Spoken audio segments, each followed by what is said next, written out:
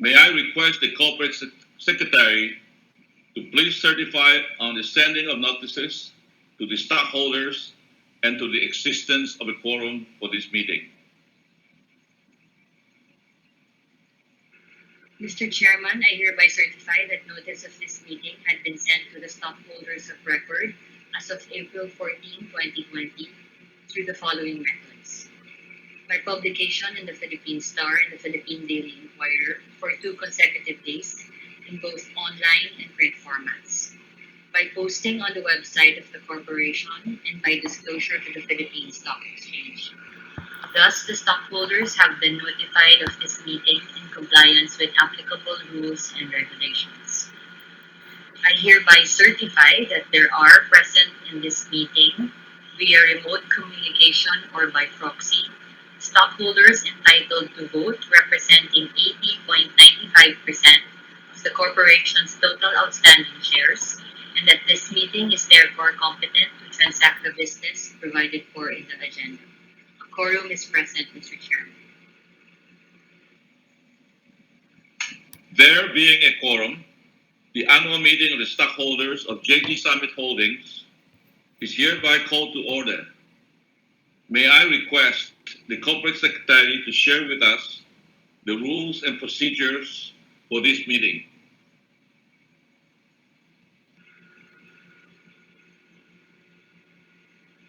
The rules and procedures are set forth in the definitive information statement and in the explanation of agenda items integrated into the notice of this meeting. All tabulation results for this meeting are subject to validation by CICIP Torres Velayo and Company.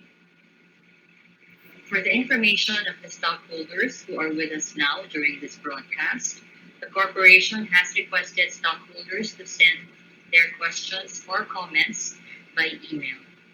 Questions which were received by May 7, 2020 have been collated, and selected questions will be answered later on.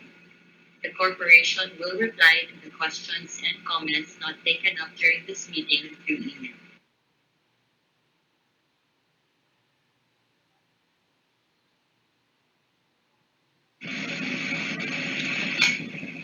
Let us now proceed to the next item in the agenda, the approval of the minutes of the 2019 annual meeting of the stockholders. Mr. Chairman, copies of the minutes have been distributed to the stockholders by providing the link to the said minutes in the information statement and by showing the QR code on the screen prior to the meeting. The minutes have been approved as submitted by votes representing 80.93% of the total outstanding shares of the corporation. Thank you. The minutes are hereby approved and presented.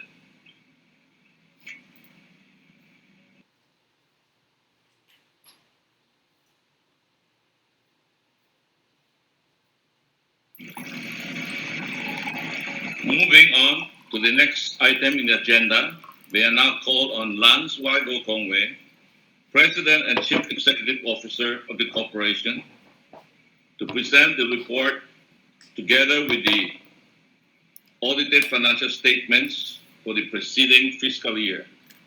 Mr. President.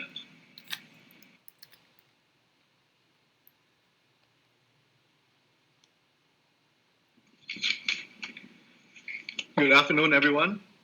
Today I will discuss the 2019 financial performance and business highlights of JG Summit and its subsidiaries, and some of the group's business continuity updates given the current COVID-19 situation. We are delighted to share with you our solid 2019 performance. Coming from a challenging 2018, we saw a strong recovery as JGS posted significant profit expansion in 2019. JGS overall top line rose 3% year-on-year to 301.8 billion for the full year ended December 2019, driven by Cebu Pacific's robust passenger volumes, as well as higher average fares and ancillary revenues, Robinsons Bank's wider net interest margins and trading gains, and our 3 billion share in UIC's gain arising from its acquisition of additional shares in Marina Center Holdings and Marina Mandarin Hotel. These were tempered by slower growth in our international branded foods business, our agro-industrial and commodity divisions, as well as lower volumes and average selling prices in our petrochemical business. Our core net income after tax amounted to 25.3 billion, up 13% year-on-year due to margin improvements in our airline, banking, and food subsidiaries, including the impact of mark-to-market and forex gains, plus our share in UIC's gain on acquisition and JG Summit Petrochemicals impairment loss reversals. Net income grew faster at 63% to 31.3 billion in 2019. Let me now present key performances per business unit, beginning with our food segment, Universal Robina Corporation. Our transformation initiatives on better supply fulfillment and wider distribution coverage in BCF Philippines have started to generate encouraging results across all categories. These programs, together with higher flour volumes and the strong animal nutrition and health performance in AIC, drove URC's revenues to 134.2 billion, a 5% growth year-on-year. This was moderated by softer results in our Thailand, Oceania, and Vietnam markets. This transformation projects in our domestic branded business and the recovery in Vietnam likewise resulted in better operating margins. Hence, URC's net income grew 6.6% year-on-year to 9.8 billion pesos. On Cebu Pacific, the sustained double-digit growth in passenger volumes, higher average fares, and increase in ancillary revenue per passenger boosted its revenue by 14% year-on-year to 84.8 billion in 2019. We saw a significant recovery in Cebu's net income, which surged 133% to 9.1 billion in 2019, driven by effective cost management, deployment of larger and more fuel-efficient planes, coupled with a favorable oil and currency environment for the year.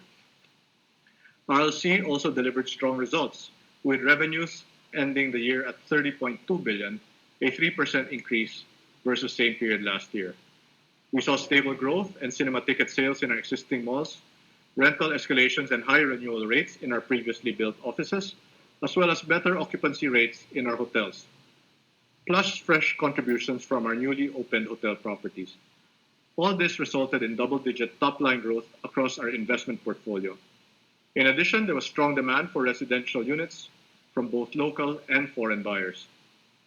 However, our industrial and integrated development division experienced a decline from a high base last year, when we booked revenue from the sale of our land to our joint venture with Shang Properties. RLC's net income rose 6% year-on-year to 8.7 billion pesos in 2019, slightly ahead of revenue growth despite higher depreciation expenses, mainly from newly opened hotels and higher interest expenses. JG Petrochem's revenue declined by 31% year-on-year to 29.1 billion in 2019. The weakened market conditions brought about by the protracted US-China trade tensions and the overall slowdown in the global economy has led to tepid petrochemicals demand, causing our volumes and average selling prices to drop. We also experienced lower utilization rates considering the entire complex was shut down for scheduled maintenance in fourth quarter 2019. Full-year EBITDA declined 84% to 538 million pesos as average selling prices fell back faster than raw material costs. However, anticipating better EBITDA generation capability after the completion of the turnaround maintenance and expansion projects, we reversed an impairment loss booked in 2004 when JG's operations were only limited to polymer plants. This more than offset higher financing costs, leading JG Petrochem to end 2019 with a net income of 971 million pesos. Given the fourth quarter shutdown, we have implemented reliability initiatives to maximize run rates as well as expansion product tie-ins. The organization has also been preparing for expanded operations and upcoming new products such as butadiene, aromatics, bimodal, and metallocene PE, which are scheduled to come on stream in 2020 and 2021. These new downstream products are expected to improve overall margins for the business as we shift gears towards producing higher value petrochemical derivatives and value-added polymer products. Robinsons Bank revenues totaled 8.1 billion, a 32% increase year-on-year on the back of a 17% loan portfolio expansion, mostly led by consumer loans. In addition, we booked a substantial trading gain from treasury business activities for the period. Net income rose faster at 126% growth to 719 million as NIMs continued to widen. The shift towards consumer loans lifted average loan yields, while favorable policies from the central bank helped manage funding costs. In 2019, Robinsons Bank was awarded as the fastest growing commercial bank in the Philippines by the Global Business Outlook Awards and the best commercial bank in the Philippines by the International Banker 2019 Banking Awards, in recognition of the bank's significant expansion as well as its introduction of innovative products in the market. We also have launched 3 hybrid branches which incorporate traditional banking with digital banking platforms to simplify the customer journey. Lastly, we have successfully issued a 5 billion 2-year corporate bond last August 2019, which was 4 times oversubscribed, and raised another 5 billion in November 2019 to complete our 10 billion bond program to support further growth. Moving to JG Summit's financial position, JG's balance sheet as of the end of 2019 remained healthy with gearing and net debt equity ratios at 0.67 and 0.52 respectively. Consolidated cash increased by 17% versus December 2018 at 58.7 billion, while financial debt increased by 11% to 273 billion pesos.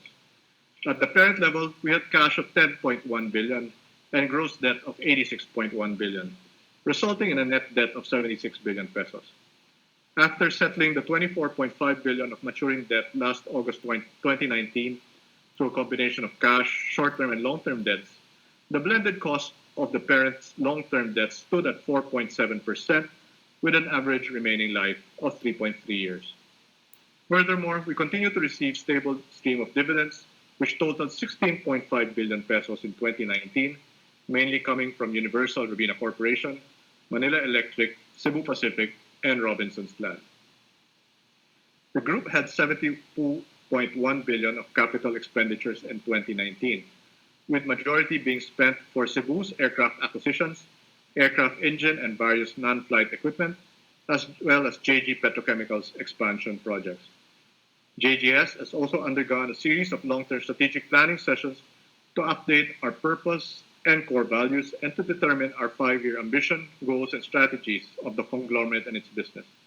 This exercise helped us define the role of JGS as the parent company, as well as surfaced various synergistic opportunities within our ecosystem. We have incorporated Data Analytics Ventures, Inc. to build a leading digital lifestyle rewards program and to create a robust digital infrastructure and analytics business to support the group. And we have formed Digital and Equity Ventures, Inc., which is JGS venture capital arm for Southeast Asian digital startups, whose technologies can be applied and tested within the JG Summit ecosystem. Lipad, our partnership with Philinvest, Changi, and PAGS, has started to operate and maintain the Clark International Airport beginning last August 2019.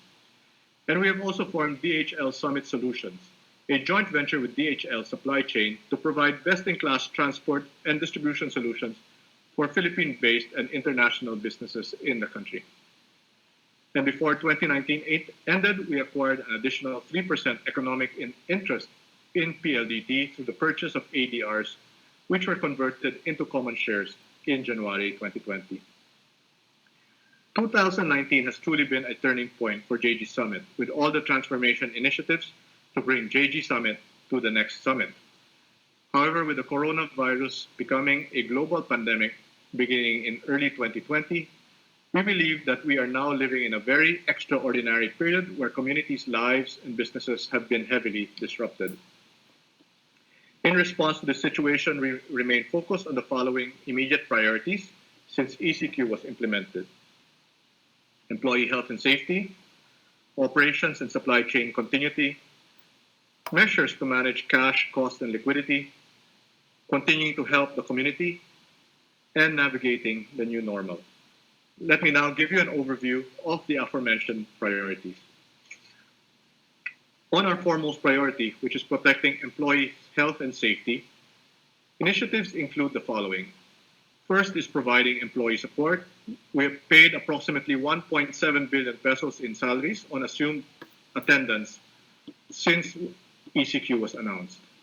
We continue to pay full salaries to our employees who are working from home with clear deliverables, and those working on site are given an added premium, while those who opted not to work were able to charge this to their leave credits. To aid our on-site employees, such as plant workers in URC or JG Petrochemicals, we have provided free shuttles, meals, lodging, sanitation kits, and vitamins, aside from premium pay.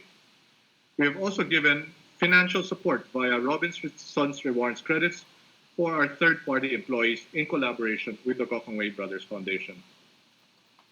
Even prior to the implementation of ECQ, we have proactively adopted safety and sanitary measures in the workplace, such as thermal scanning on our office and facilities, wearing of PPEs like masks, and deep cleaning of buildings and disinfection programs of workplace and common areas, including deployment of hand sanitizers and foot baths. And we have implemented strict visitor screening procedures and employee travel declaration information capture for contact tracing.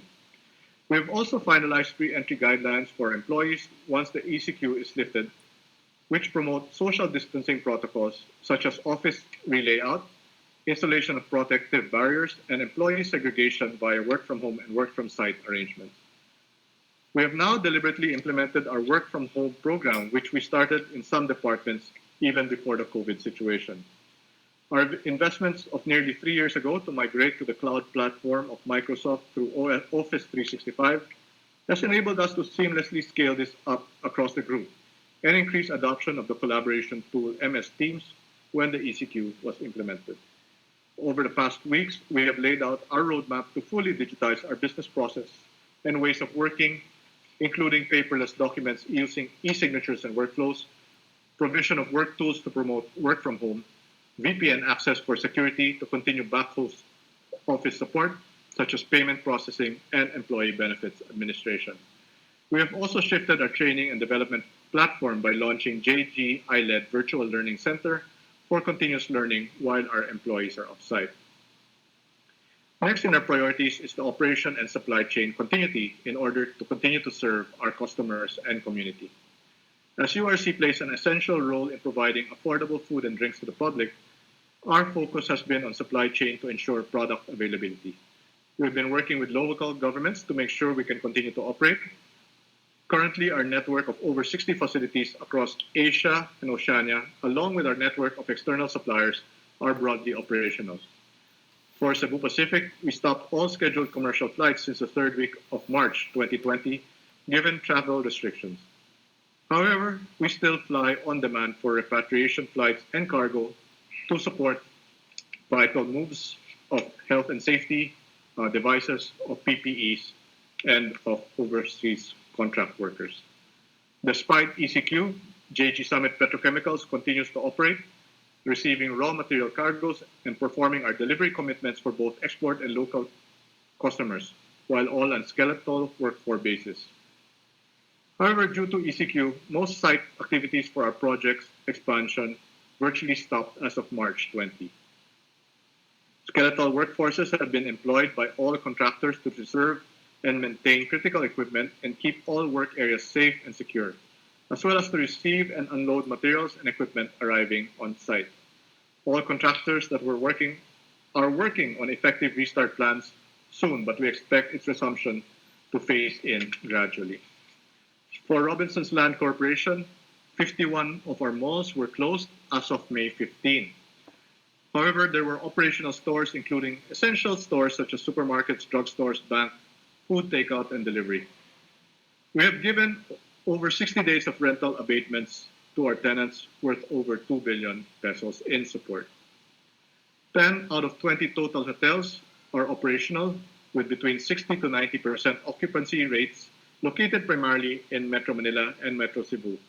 These cater to BPO sector companies and serve as quarantine centers for many of our returning OFWs and kababayans. We have not booked residential sales since ECQ, so we'll make up for this after the lifting of ECQ. Whereas all 23 of our office buildings remain open. We expect no rental abatement to any of our BPO clients, and we continue to build office tenants during ECQ in line with industry practice. Likewise, we continue to operate our 2 warehouses, which remain operational. For Robinsons Bank, 61% of our branches remain open and 82% of our ATMs are online. For our subsidiary Legazpi Savings, 91% of our branches and 100% of our ATMs are operating. We continue to engage customers through our key platforms such as Simple Savings and our digital online banker. On a positive note, personal e-channel transactions are increasing rapidly, and average daily enrollments have increased by 81% versus pre-ECQ. We have implemented measures to focus spending on necessary OPEX and CAPEX in order to manage cash, cost, and liquidity. We need this to sustain our current operations and manage our balance sheet and cash flow. We have identified CAPEX projects and pre-delivery payments that could be deferred. We have also reduced all non-essential spend on training, travel, entertainment to manage our operating expenses. And for the period of ECQ, we have implemented freeze hiring and suspended salary adjustments. We have likewise drawn on some of our credit lines. Lastly, we are proactively reviewing our working capital levels and our cash conversion cycles to maintain a healthy level of available free cash. We are also doing programs to support our communities and help the government. The Gokongwei Brothers Foundation, the philanthropic arm of Gokongwei Group, has earmarked 100 million for COVID-19 related support. Our SBUs have also implemented initiatives to support local communities where they operate. And our group-wide initiatives are mainly focused to help the health sector, the LGUs in the communities we serve, and other stakeholders. For the health sector, our key programs include the production of face shields. URC and the Gokongwei Brothers Foundation have partnered to help augment the requirements of essential workers. And we have temporarily repurposed some parts of our production line to produce 100,000 reusable face shields vital to frontline health employees battling the coronavirus pandemic. In addition, the GBF and other business units have also donated cash for ventilators, assorted PPEs, as well as other in-kind donations. For LGUs and other community stakeholders, some of our initiatives are as follows. We have supported with other Philippine conglomerates Project Ugnayan through a combination of cash, in-kind, and food vouchers.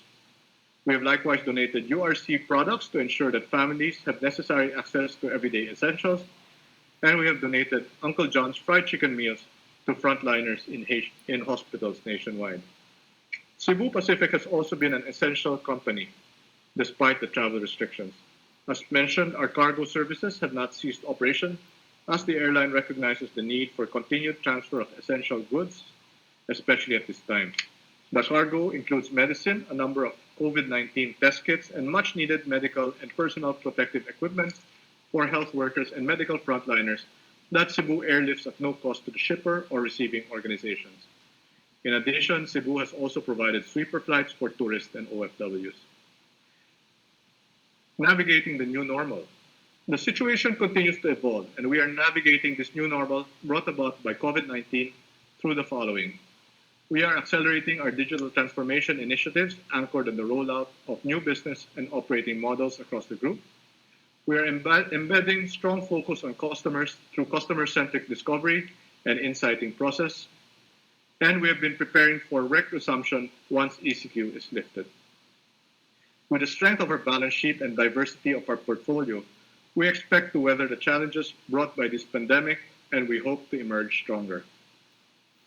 Before I end, I would like to take this opportunity to thank all of our stakeholders, our shareholders, our board of directors, our employees, and our customers for your continued trust and support to the organization.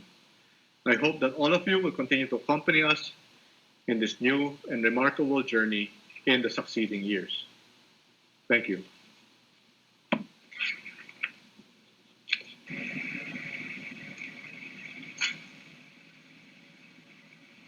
Thank you. May I call on the Corporate Secretary to present the results of voting for the approval of the audited financial statements for the preceding fiscal year. Mr. Mr. Chairman, we are pleased to report that stockholders representing 80.86% of the total outstanding shares of the corporation have approved the audited financial statements of the corporation for the preceding calendar year as presented. The report of the President is hereby also duly noted. The report of the President is accordingly noted, and the audited financial statements for the preceding fiscal year are hereby approved as presented.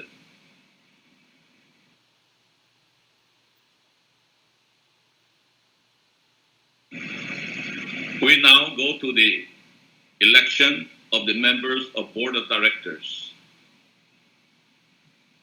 May I request the Corporate Secretary to read the names of the incumbent members of the Board of Directors.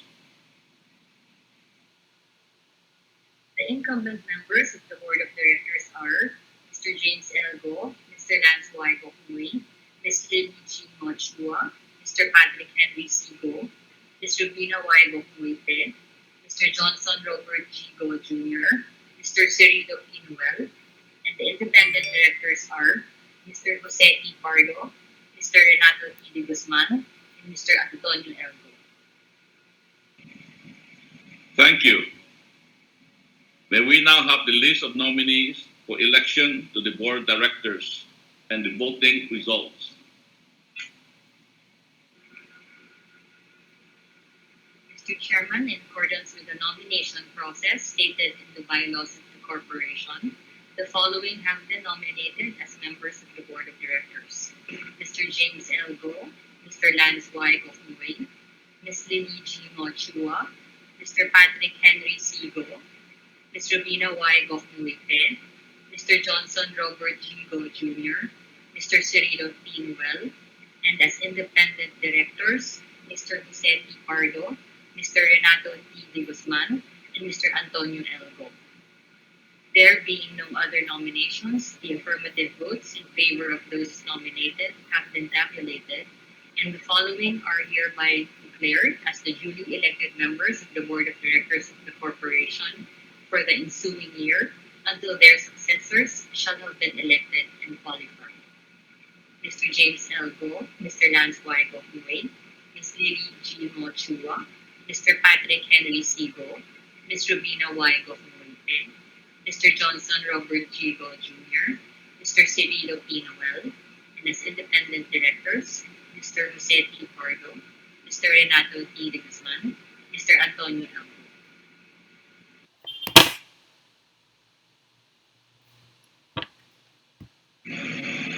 Let us move to the next item on the agenda, which is the appointment of the external auditor of the corporation. May I call on the Corporate Secretary to present the results of voting for this agenda item. Mr. Chairman, the accounting firm of CICIP, Gores, Velayo and Company has been nominated as the external auditor of the corporation for the calendar year 2020. After tabulation of the votes, the appointment of CICIP, Gores, Velayo and Company as external auditor of the corporation has been approved by stockholders representing 80.92% of the total outstanding shares of the corporation. Thank you. The accounting firm of CICIP, Gores, Velayo and Company is hereby appointed as the external auditor of the corporation for the fiscal year 2020.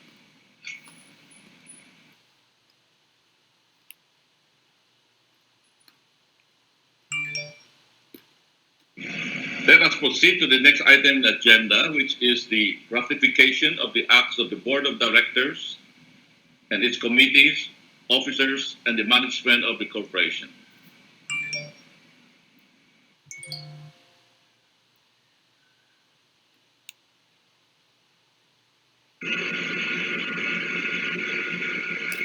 Mr. Chairman, the list of acts for ratification of the stockholders are shown right now on the screen. Copies of the said list have also been distributed to the stockholders present by showing the link and QR code to the said list on the screen prior to the meeting.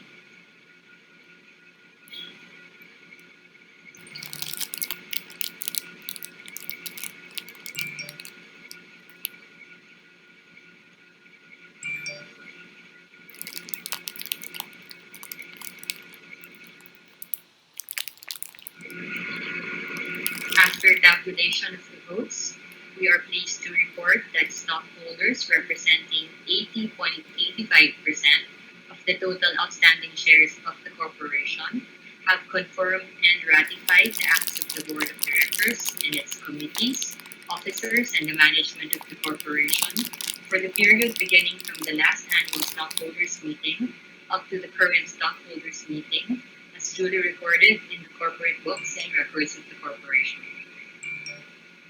Thank you. The acts of the board of directors and its committees, officers, and management of the corporation for the period beginning from the last annual meeting of the stockholders up to the current meeting of the stockholders, as duly recorded in the books and records of the corporation, are hereby confirmed and ratified.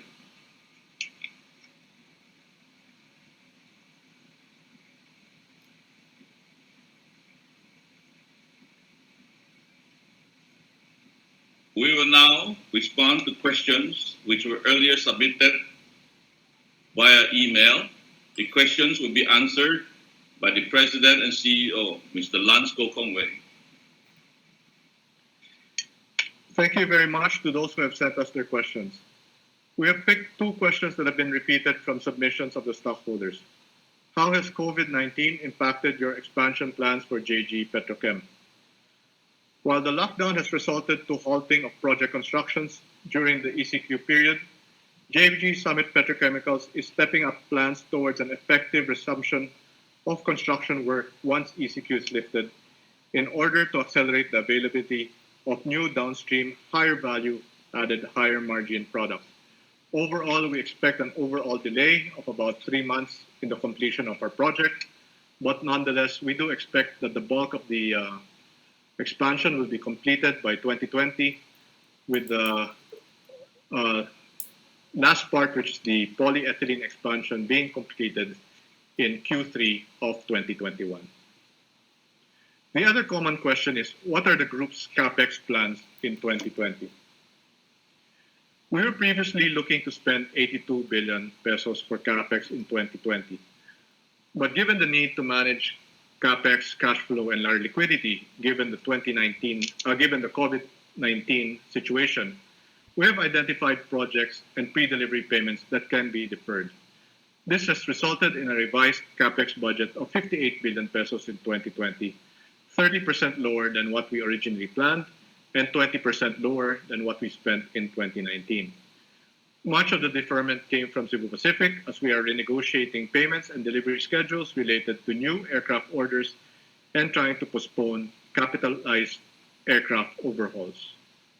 Robinsons Land has also reviewed its CapEx program, and they have classified projects into 3 categories: already accomplished midway, which will be continued; not yet started, which will be deferred; and having just started, which we will assess after the lifting of ECQ. And as I've mentioned in the previous question, the construction of our petrochemical expansion has been put on hold for the duration of the ECQ, but this remains our priority project to complete, and thus our CapEx budget for Petrochem only decreased by 9% or 2 billion pesos, largely due to timing. Lastly, we have also deferred some non-critical CapEx in URC and the rest of the group. For all the other questions and comments from our stockholders, as mentioned by our corporate secretary earlier, we will be responding to these via email. Thank you very much. Thank you. Are there any other matters to be taken up for consideration of the stockholders? There is none, Mr. Chairman.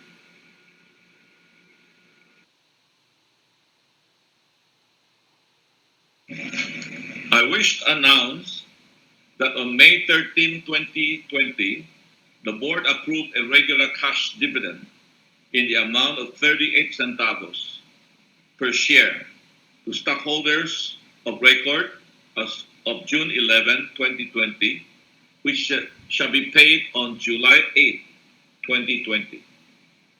At this juncture, I would like to express my gratitude to our board of directors, management, and employees, and to you, our shareholders, for the trust and support over the years. especially during these unprecedented times given the COVID-19 pandemic.